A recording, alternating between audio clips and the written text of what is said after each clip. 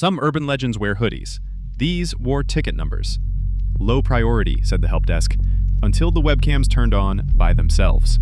No witnesses, only logs. And logs don't scare easy.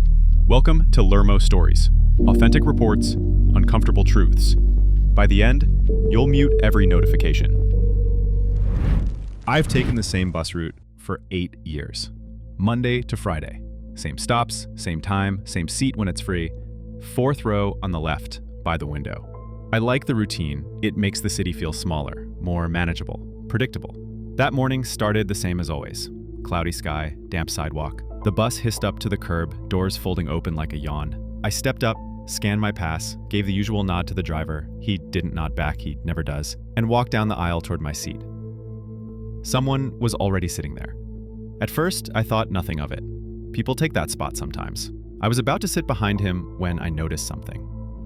Same jacket, navy windbreaker, same white scuff on the right sleeve, same backpack, gray canvas worn on the left strap, a tear I keep meaning to fix. Same posture, leaned against the window like it's a habit, my habit. My throat went dry. I stepped back slightly and stared. He hadn't looked at me yet. He just stared out the window, fingers tapping on the glass like mine do when I'm trying not to think about the day ahead. Then he turned. And I swear to God, it was my face. Not just similar, not a lookalike. It was me. Down to the scar above my eyebrow, the tired crease under my eye. He even had that little twitch I get when I'm thinking, a kind of barely there smirk on the left side. He looked at me like I was in his seat. I froze. My brain was buzzing but couldn't settle on what to do. Say something? Ask him who he was? Demand an explanation? Instead, I walked past him and sat 2 rows back. I felt cold all over. I kept looking at the back of his head, waiting for some kind of punchline, but he just stared forward like I wasn't there. At the next stop, he got up. As he walked past me, he glanced down, straight into my eyes, and gave me this faint, knowing smile. Not polite, not friendly, just aware, like he knew something I didn't. Then he was gone. I sat there, stunned, trying to make sense of what I'd seen. Maybe he was a really good impersonator, someone messing with me, but no one could copy every detail like that, not that perfectly. Not unless... Work was a blur. I kept looking over my shoulder, expecting him to appear again. My keycard glitched when I scanned in, said, already entered. My lunch was missing from the fridge, even though I clearly remembered packing it. And I found a coffee receipt in my pocket, dated that morning, a place I hadn't been to. When I got home, the lock on my door felt off. Not broken, just used, like someone had already been inside. But nothing was taken, nothing obvious anyway, except my windbreaker, the navy one, the one he was wearing. It was gone.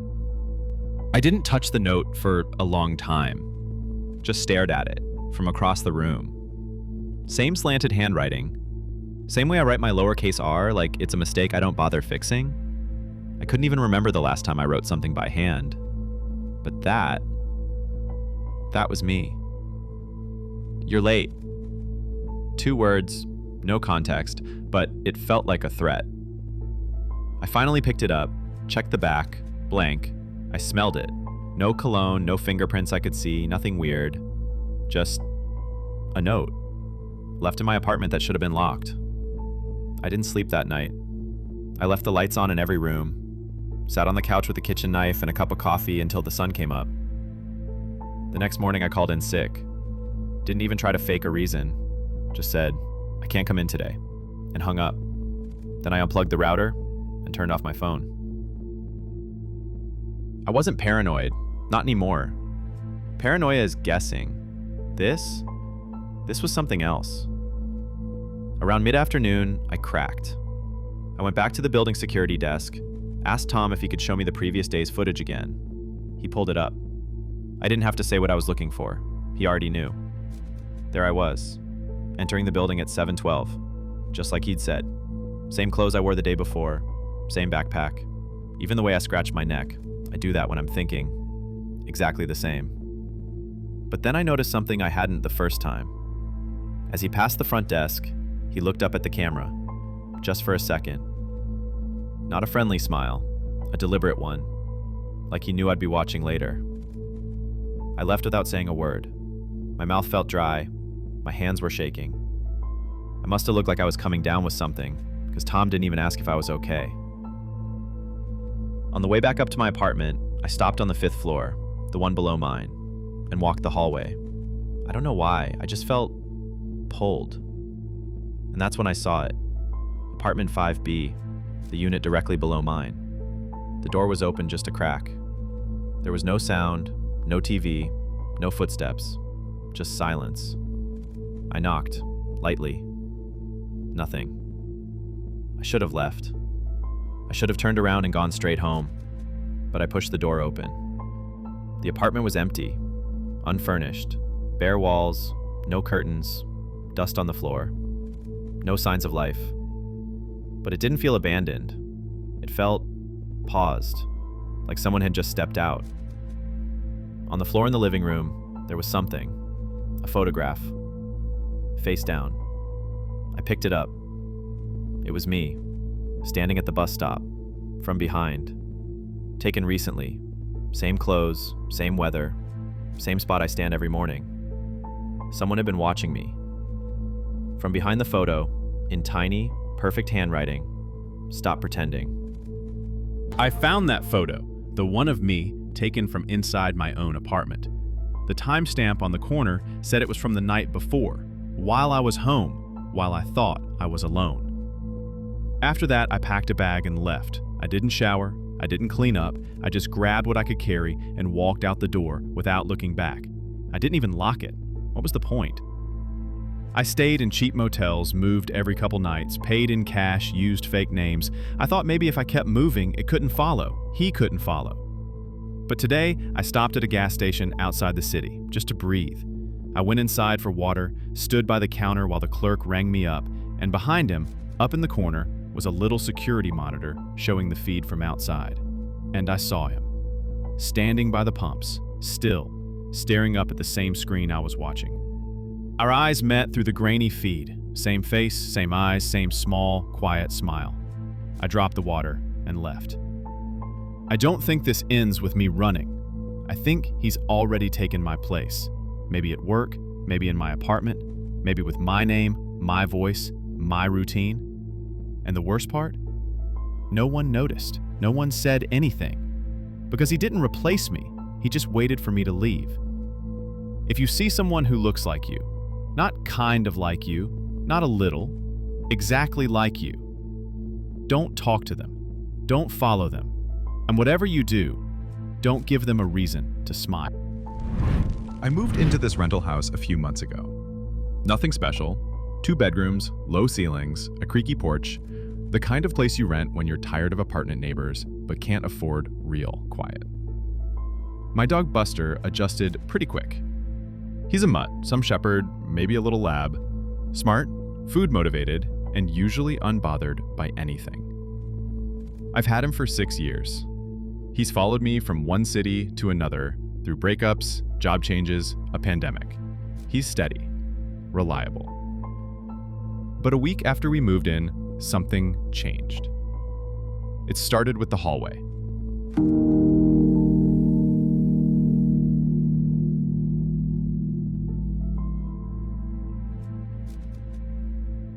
I noticed it on a Thursday when I called him in from the backyard.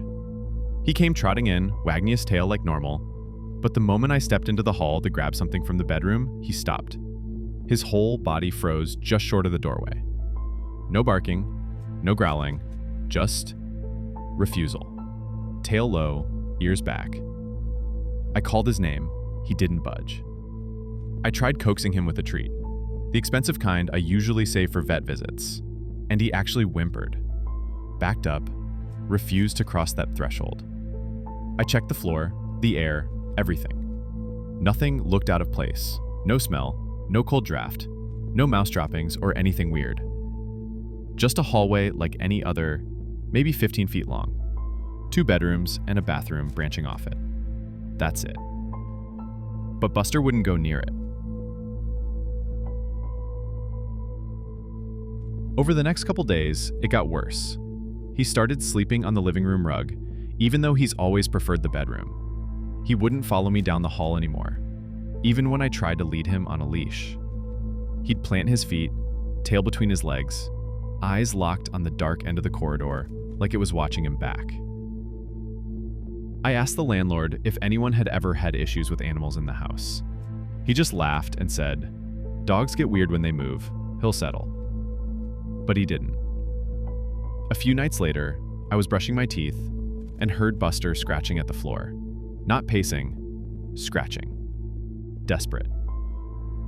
When I went to check, he was digging at the living room floorboards near where the hallway starts, whining low in his throat, like something was under there. His hackles were raised. I pulled him back, calmed him down. But that same night, I couldn't shake the feeling that something was off. Like the air in the hall was just heavier, dense, still. I tried turning on all the lights, opening the doors to let light spill through, but it didn't help. Then came the sounds. From under the floor. Late at night, just a light, irregular scratching.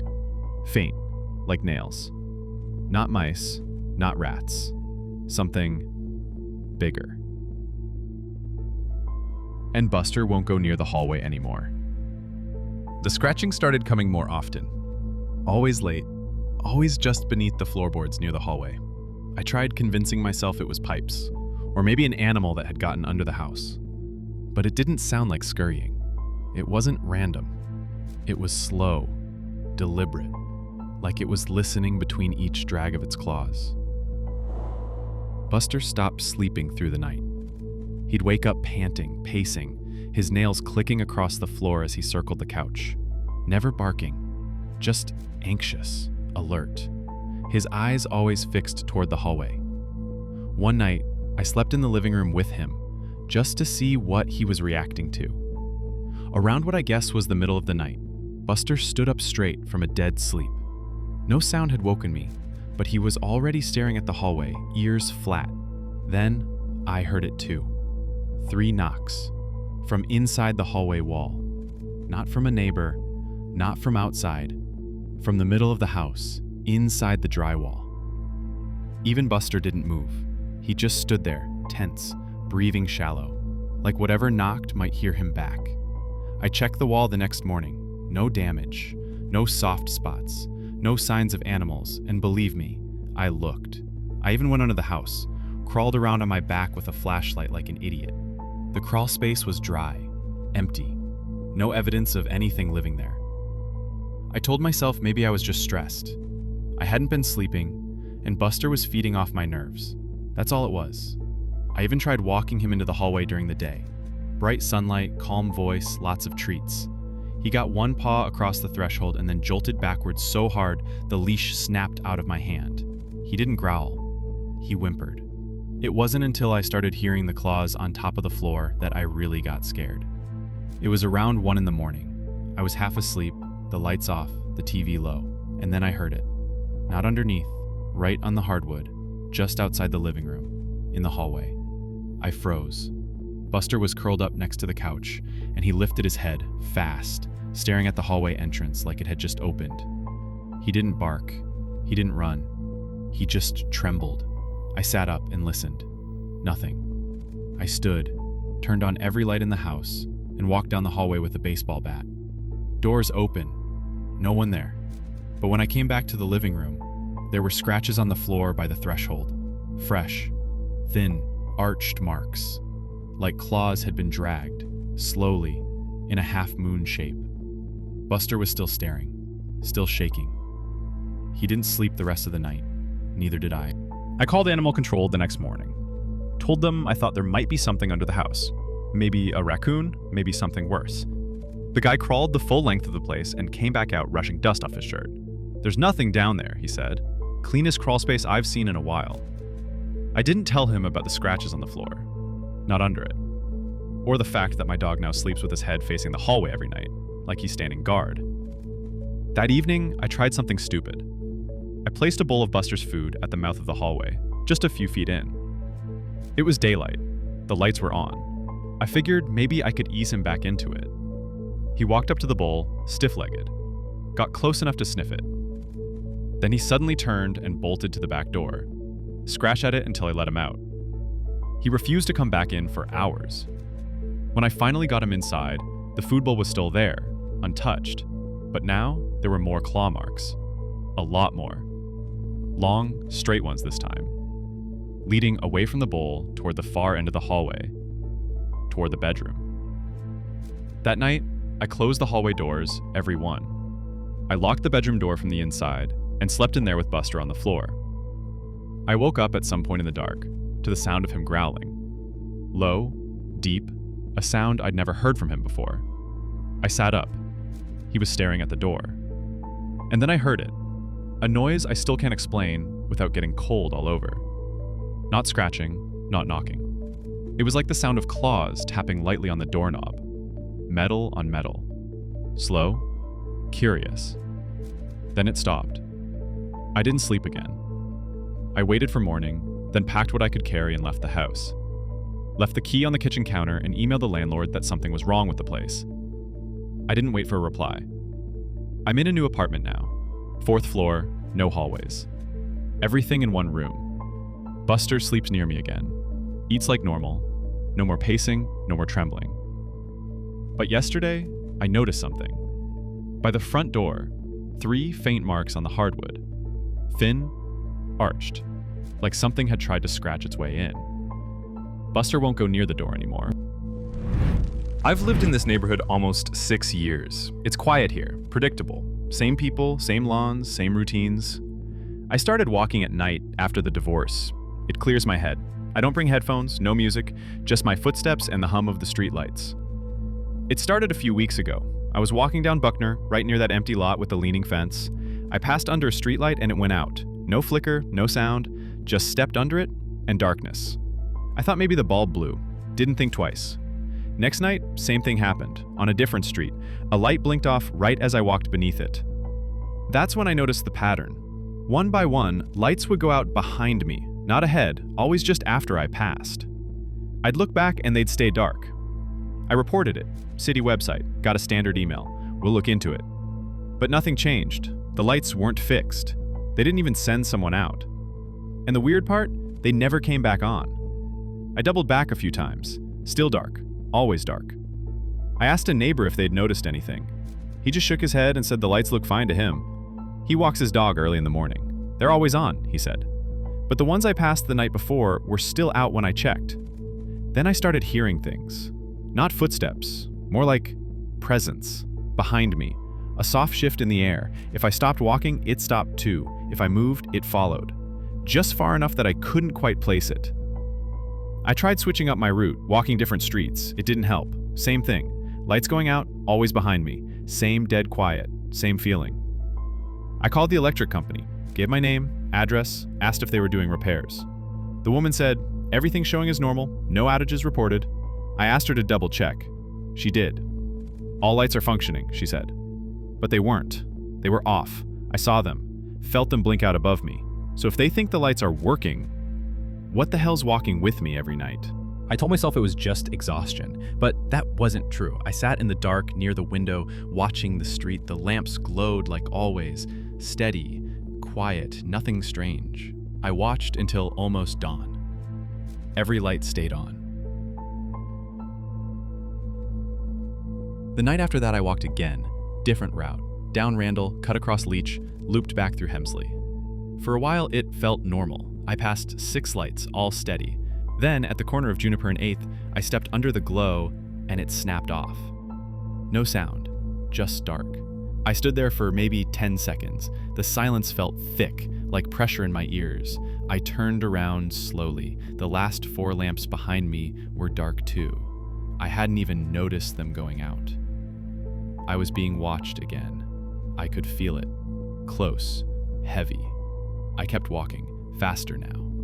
The lamp ahead of me stayed lit, but as soon as I passed beneath it, dark. Then the next, same rhythm, like something pacing me, erasing my trail. I tried something new. I stopped and turned around quickly, nothing there, but the silence was wrong. It was like standing in an empty house and knowing someone's in the next room. The hairs on my neck were up. My body knew, even if my eyes didn't. I started carrying a flashlight, figured it might help.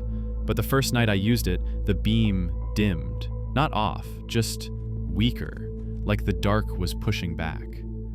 I switched the batteries. Nothing changed. It kept dimming when I heard that shift behind me, always behind. I recorded my walk one night, voice memos, just to have something. When I played it back, I heard myself breathing, my steps, and then at the 11-minute mark, a sound, a soft scrape, like fabric brushing against wood. It wasn't mine. I listened again. The sound only came when I stopped walking. I sent the recording to a friend, told him it was background noise from a late-night walk. He replied the next day, "Who was behind you?" I told him it was no one. He said, "Listen again.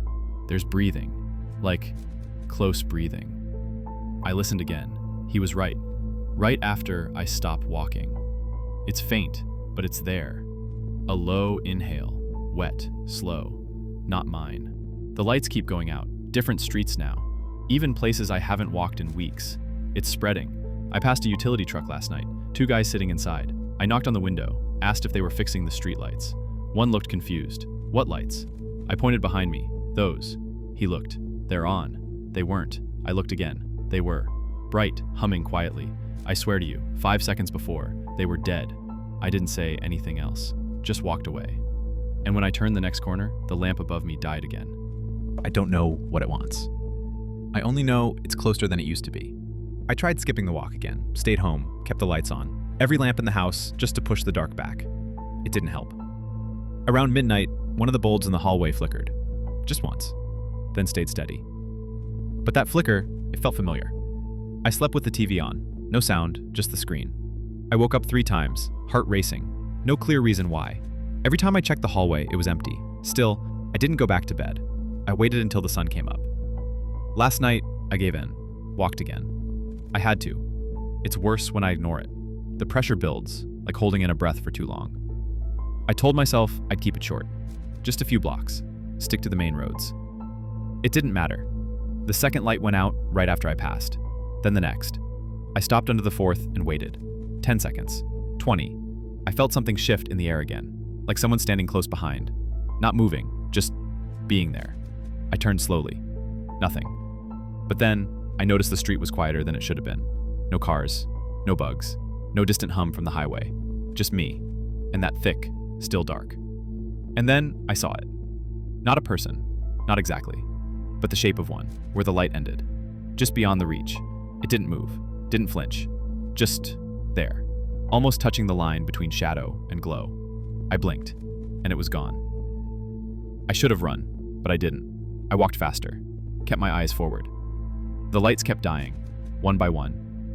I started whispering under my breath, anything to fill the air. My own voice felt small. When I reached my street, I looked back. The lamps were off, all the way down the block. Every one. And then, I heard footsteps. Real ones. Close. I turned. Nothing. But the air was wrong again. Heavy. Expectant. Tonight, I tried calling the electric company one more time. Different rep.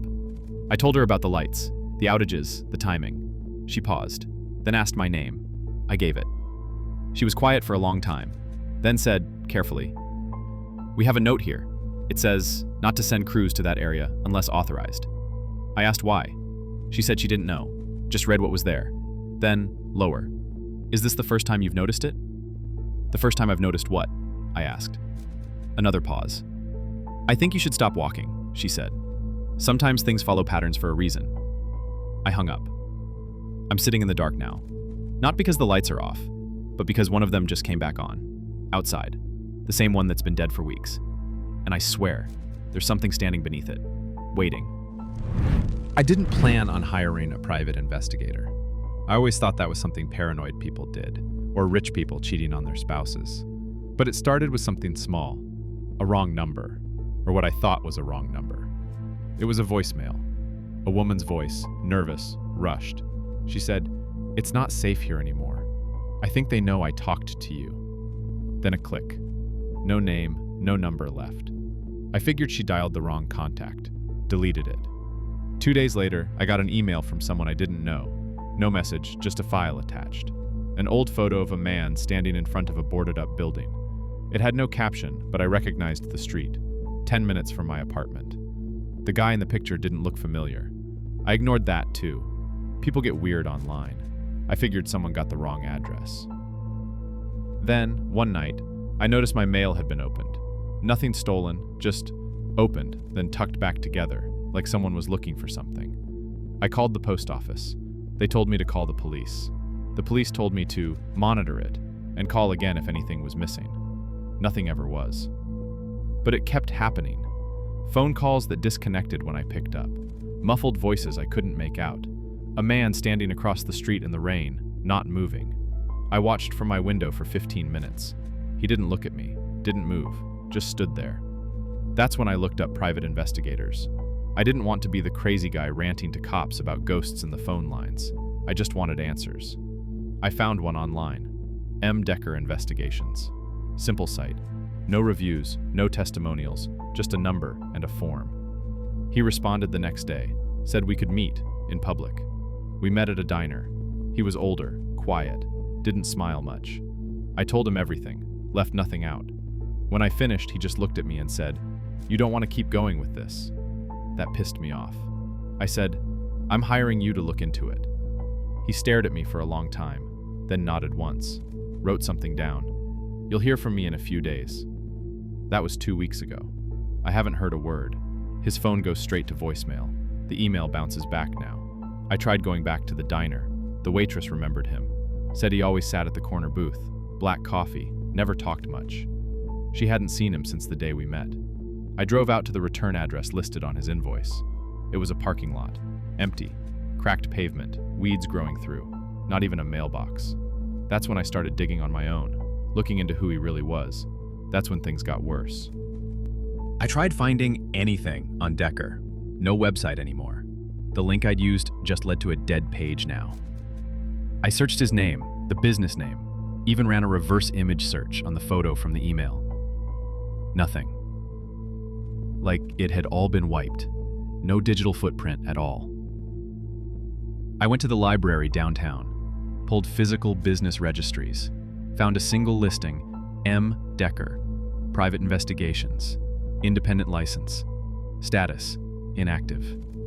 No address, no notes, just that, inactive. I asked the clerk if they kept older files. She asked why I was looking. I said something vague, just trying to track down an old family contact. She looked uneasy, then said, "Sometimes people stop being listed on purpose." I didn't know what that meant. The next day, I found a manila envelope on my doorstep. No name, no return address. Inside were 5 printed photos. All black and white, all blurry. First one was a room, maybe a storage unit, hard to tell. Second was a hallway with peeling wallpaper. Third and fourth were stairwells. Long, narrow, dimly lit. The fifth was a face, or half of one, overexposed, almost washed out, but you could still make out the eyes, wide open, too wide. On the back of each photo was a number written in blue ink, out of order, 42513. I kept hearing things in the hallway, soft creaks, light pressure, like someone shifting their weight on the other side of the wall. I called the number again, Decker's, still disconnected. So I drove out to a property in the photo, the third one, the stairwell. Took me a while to figure out where it was. A building near the edge of town, mostly abandoned now. Boarded windows, rusted door, no signs. I parked down the street and walked the block twice before I got the nerve to go up. The door wasn't locked. It groaned when I opened it, the kind of sound that makes your teeth clench. Inside smelled like dust and old carpet. The stairwell was there. Same angle as the photo. Same busted railing. I didn't take a step, just stood there. I couldn't make myself go up. My legs wouldn't do it. My body knew something I didn't. Then I heard it. Footsteps upstairs. Slow, uneven. They stopped after 3 steps. No voices, no movement. I backed out, shut the door, and walked back to the car like I wasn't scared. I told myself I'd drop it. I told myself none of this was my business. But when I got home, my front door was unlocked, and someone had left the 6th photo on my kitchen table. The 6th photo was clearer. A room. Bare walls, folding chair, Decker sat in it. Same jacket he wore when we met, hands in his lap, eyes closed. In the far edge of the frame, a dark shape. Tall. Still. Not human. Not anything. No note. No markings. Just that image on matte paper, left on my table. I checked all locks, windows, nothing broken, nothing taken. That night, I moved a chair against the door. Lights on, no sleep. My phone stayed face up.